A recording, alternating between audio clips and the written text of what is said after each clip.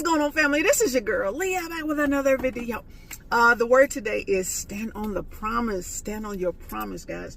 God gave me that word today. This morning he had me in a couple places. I was in Hebrews, Romans, a couple places, but he was talking about faith, right? In my morning devotion, we were talking about faith. And later on this afternoon, he was talking to me about something that he had promised me a while ago. He said, stand on that. And I said, okay. He said, that's your word for today. I was like, okay. So I want to tell you guys to stand on the promise. He reminded me of the word I had read this morning when he gave me that word. He was talking about how Abraham and Sarah, they had to stand on the promise of what he had already told them. Although they tried to take it into their own hands with Hagar, and she had Ishmael, but Ishmael wasn't the promised child. He wasn't a part of the promise. So anything we're trying to do to help God create whatever he wants to create, if he didn't ask for the help, you're going to mess things up, right? Because God has a bloodline in mind. He has things mapped out where it's perfectly designed the way he said it, right? So when we step in trying to intercept and change God's plans or try to help him, you can mess things up, right? So stay out of the way. Unless he tells you to do something in particular, stay up. Just like, okay, God, I'm gonna wait on your instructions. What's next, right? What's next, God? That's it. Just what's next? What I need to do next? What's my part next, right? That's where you got to stand. Don't go ahead of him.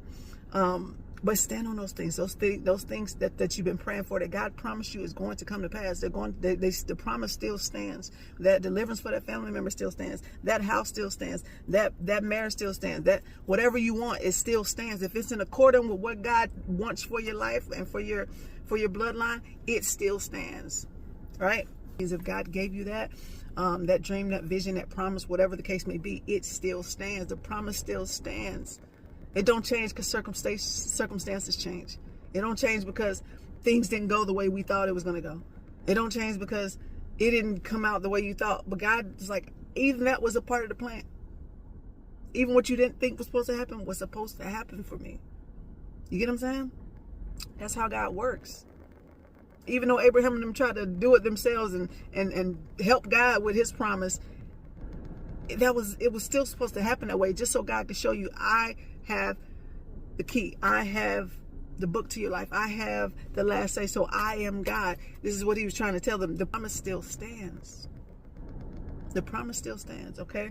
So stand on your promises that God gave you. Don't forget those things, okay? Hold on to those near and dear. Without faith, it's impossible to please God. Even our very soul are saved by grace through faith, right? That's the only thing we're going to get in heaven, through the faith of Jesus Christ, right? So, yeah, stand on it. Okay, I hope this helps. I love y'all with the love of Christ. Y'all take care. See you next one. Peace.